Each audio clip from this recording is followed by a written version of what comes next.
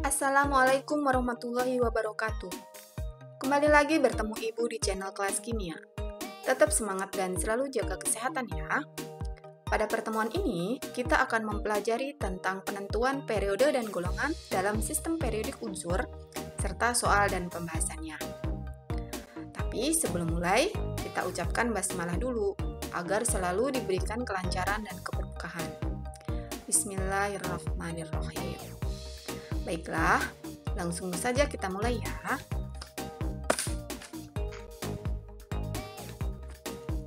Pernahkah kalian melihat pemandangan seperti ini? Di pusat perbelanjaan, biasanya kita akan dengan mudah menemukan barang yang akan kita beli. Kenapa? Karena barang-barang dikelompokkan sesuai dengan jenisnya, ukurannya, bahkan warnanya, demi memudahkan konsumen dalam membeli barang. Barang-barang diatur sedemikian rupa demi kenyamanan konsumen dalam melakukan pembayaran. Demikian juga dengan buku-buku yang ada di perpustakaan. Buku-buku dikelompokkan berdasarkan jenisnya, agar pembaca dapat dengan mudah menemukan buku yang akan dibacanya. Segala sesuatu yang teratur ternyata akan memudahkan aktivitas kita, bukan?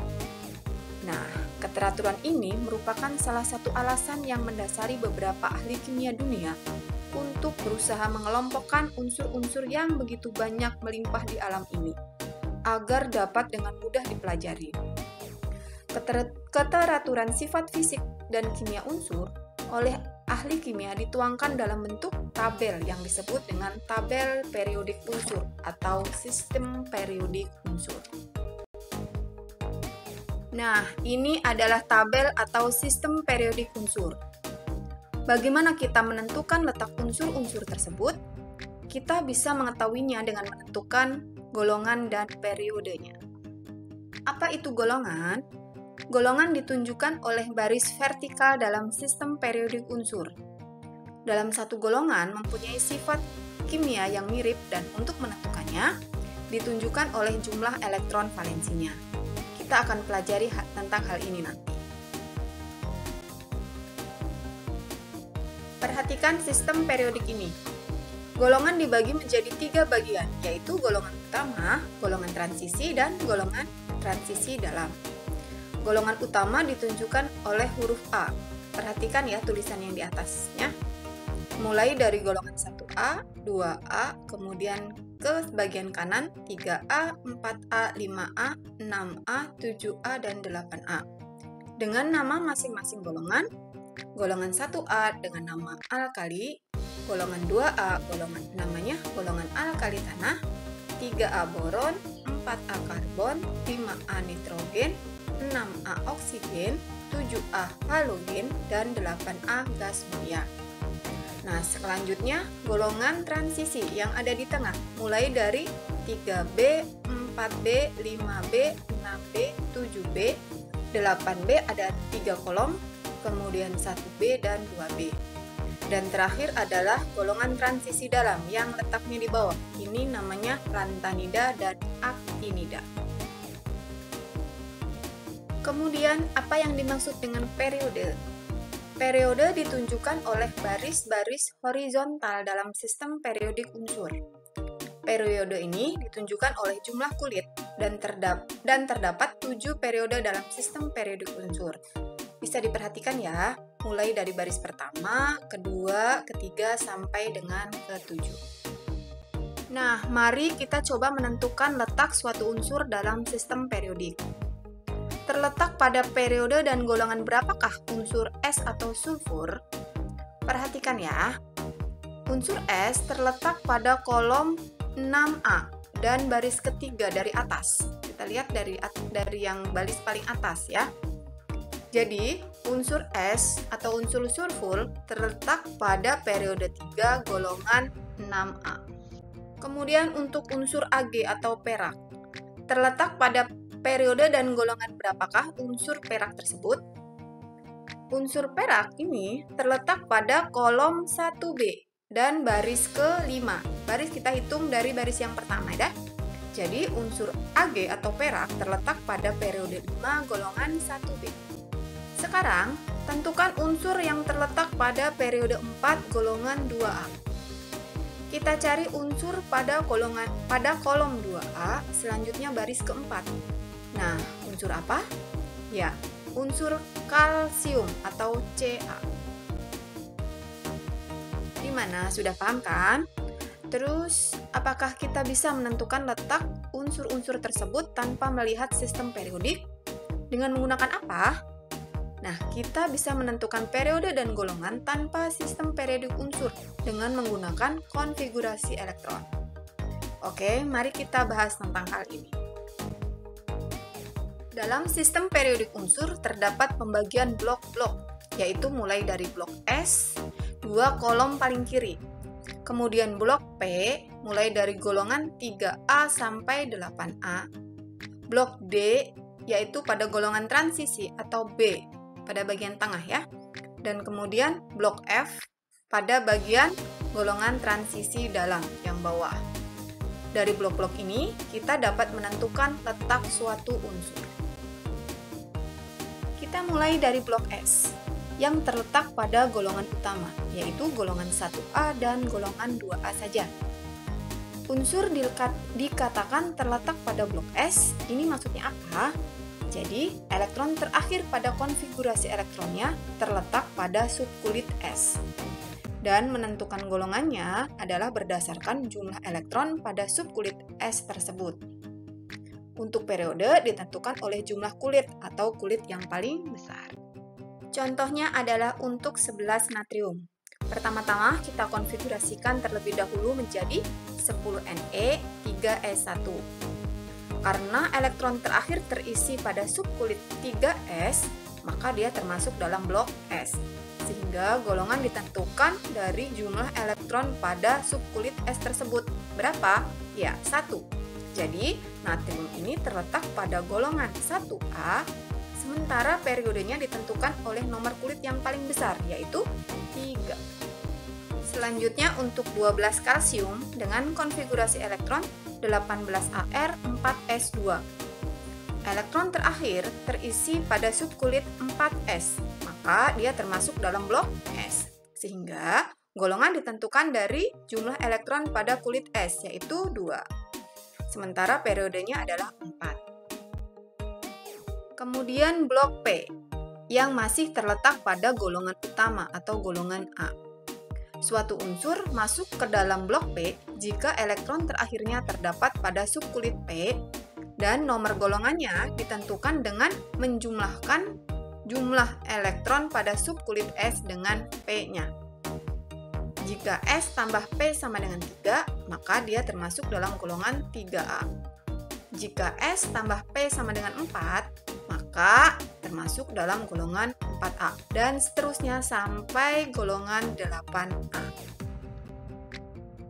Untuk lebih jelasnya, perhatikan contoh berikut. Unsur Al atau aluminium mempunyai konfigurasi elektron 10Ne, 3S2, 3P1.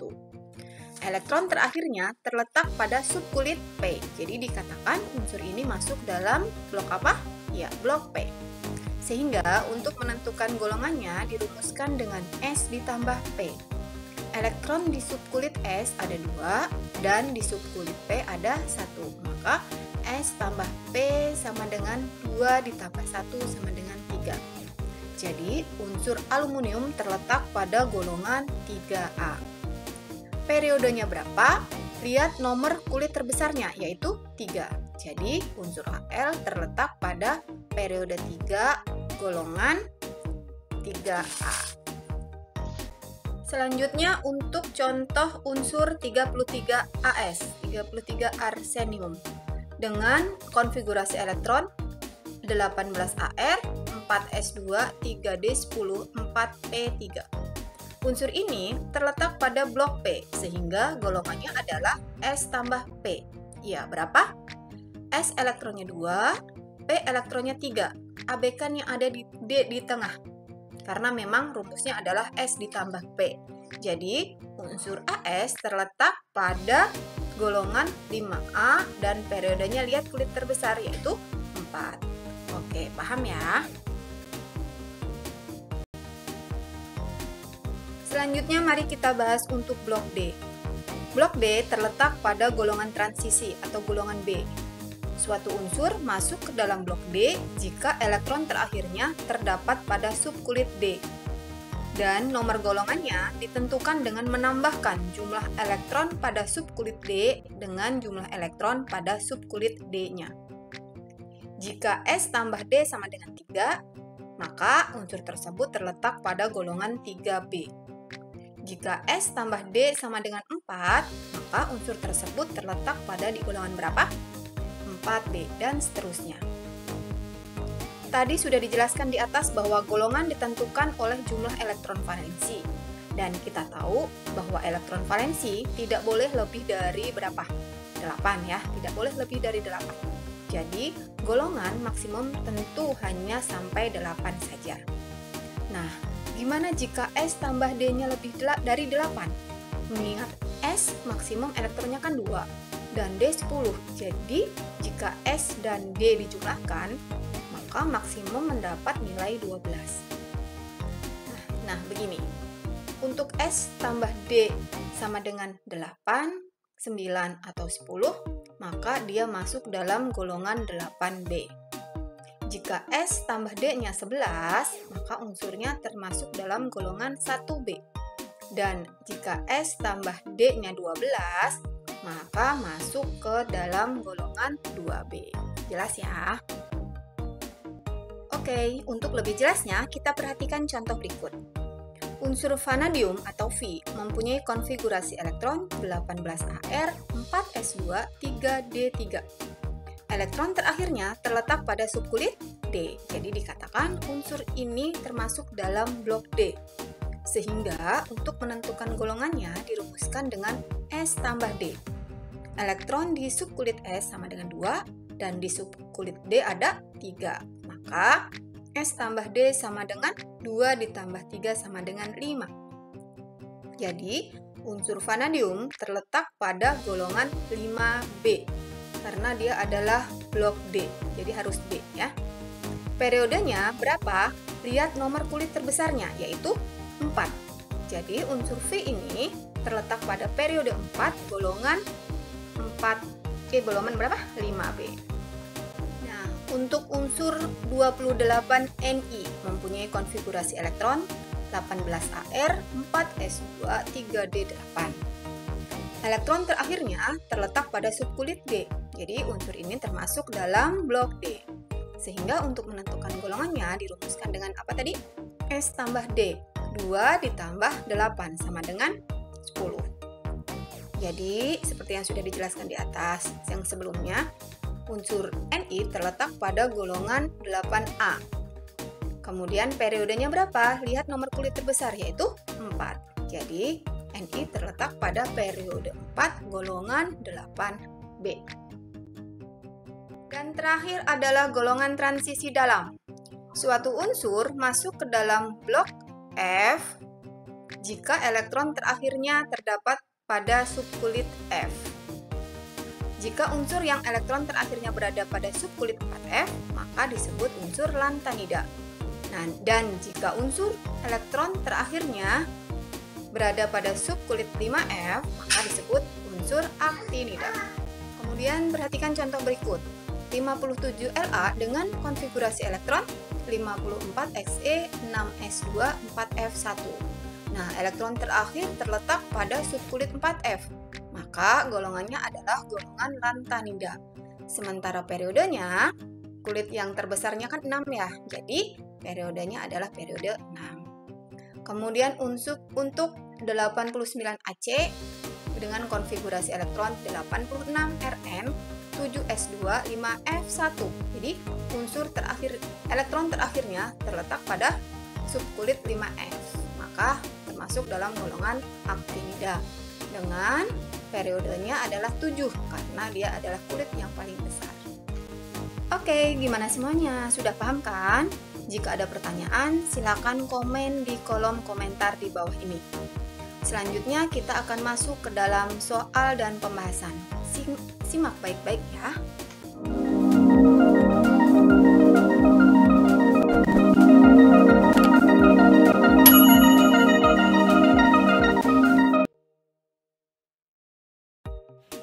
kita mulai ke soal dan pembahasan nomor 1. Tentukan periode dan golongan dari unsur-unsur berikut. Yang pertama adalah unsur 16X. Kita konfigurasikan terlebih dahulu 16X ini adalah nomor atomnya. Jadi konfigurasi elektronnya adalah 10Ne. Setelah 10Ne berapa? Kita ingat-ingat ya. 3S2. Nah, ini elektronnya sudah berapa? 10 ditambah 2. 14. Kurang 2 lagi ya. Ditaruh di mana? 3P2. Nah, perhatikan elektron terakhir terletak pada subkulit P, maka dia masuk dalam blok P. Sehingga golongannya dirumuskan dengan S tambah P.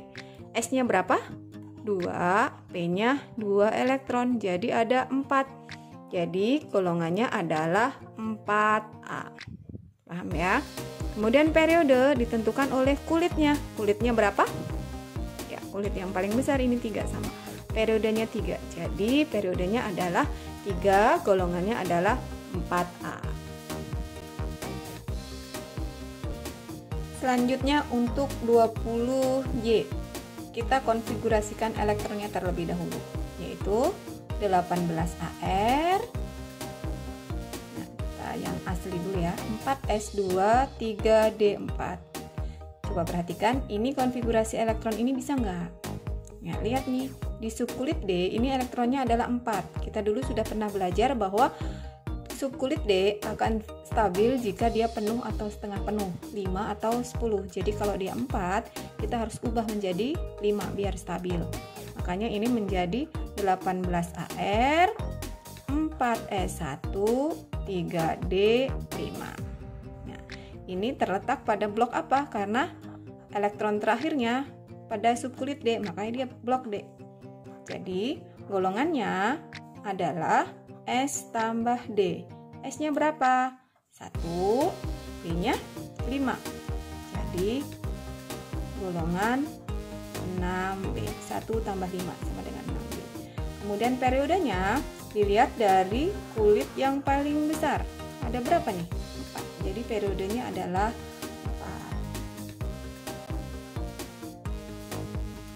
4. Sekarang soal nomor 2 ya. Dengan menggunakan aturan konfigurasi elektron, tentukan nomor atom dari unsur yang terletak pada golongan 4A periode 3. Kita perhatikan nih, golongan 4A berarti dia terletak pada blok P. Sehingga rumus golongannya adalah S tambah P. Sama dengan ini berapa? 4. Nah, S-nya berapa? 2. P-nya biar jadi 4 jadi 2. Jadi nanti konfigurasi elektron terakhirnya nanti S2 P2. Nah, kita lihat nih periodenya ada di periode berapa? Ada 3. Berarti nanti S2P2 periodenya 3. Di sini 3, di sini 3. Kemudian untuk menentukan konfigurasi elektronnya sebelum 3S berapa? Ya, 10Ne. Untuk itu nomor atomnya itu sama dengan jumlah elektron. Berapa? 10 ditambah 2 ditambah 2 sama dengan 14. Kemudian untuk bagian 2B, tentukan nomor atom dari golongan 5B dan periode 4. Kita perhatikan ya, golongan 5B berarti dia berada pada blok D. Nah, rumusnya gimana? Golongan sama dengan S ditambah D. Ada berapa ini? Ada 5. Ya, S-nya jadi berapa? S-nya 2 kan penuhnya. Jadi D-nya tinggal berapa? D-nya tinggal 3. Jadi nanti konfigurasi elektron di terakhirnya S2D3. Kita buat konfigurasi elektron yang sebenarnya ya. S2D3. Ini periodenya 4. Berarti kita letakkan 4 di mana? Sini. Kemudian ini 3D. 4 tidak bisa di sini karena ini 4, ini berarti harusnya 5 ya. Nah, sebelum 4S ada berapa? Udah tahu ya, 18AR. Itu adalah konfigurasi elektronnya. Jadi, nomor atomnya adalah jumlah elektron keseluruhan. Ada 18 ditambah 2 ditambah 3. Jadi ada 23. Nah, kita sekarang ke contoh soal yang terakhir. Elektron terakhir suatu atom mempunyai bilangan kuantum n sama dengan 4, L sama dengan 1, M sama dengan plus 1, dan S sama dengan min setengah. Dalam sistem periodik unsur, unsur tersebut terletak pada periode dan golongan berapa? Nah, kita lihat nih bilangan kuantum ya, kita sambil mengingat-ingat. M sama dengan 4, berarti dia terletak pada kulit ke-4. L sama dengan 1, berarti terletak pada subkulit P. Jadi kalau seperti ini, N4, L1 berarti terletak pada apa? 4P. Nah, kemudian untuk M sama dengan plus 1 dan S sama dengan min setengah. Kita akan menentukan berapa jumlah elektron di subkulit terakhir. 4P. P berarti mempunyai berapa orbital? 3. Ya. Kita tulis orbital-orbitalnya namanya 0, ini plus 1, ini min 1. Nanti elektronnya terletak pada plus 1 dan S min setengah. Kita buat elektronnya, kita masukkan elektron ke dalam diagram orbital. 1, 2, 3, belum ya, 4, 5, 6. Ini adalah elektron terakhir. Jadi M di mana? M sama dengan plus 1, S sama dengan min setengah. Jadi elektronnya ada berapa? Terakhir ada 6. Nah, kita buat konfigurasi elektronnya. Ini 4P, elektronnya ada 6. Sebelum 4P berapa? Kita hafal ya. 3D. Sebelum 3D 4S. Kita isi maksimal berapa? 10. Ini maksimal berapa? 2. Sebelum 4S ada berapa? 18 AR. Jadi inilah konfigurasi elektronnya. Nah, sekarang golongan berapa? Kita lihat elektron terakhir di subkulit P, makanya dia adalah blok P. Sehingga rumusnya adalah S tambah P. Berapa S-nya? 2. P-nya berapa? 6. Jadi 8. Karena blok P, maka golongannya adalah 8A.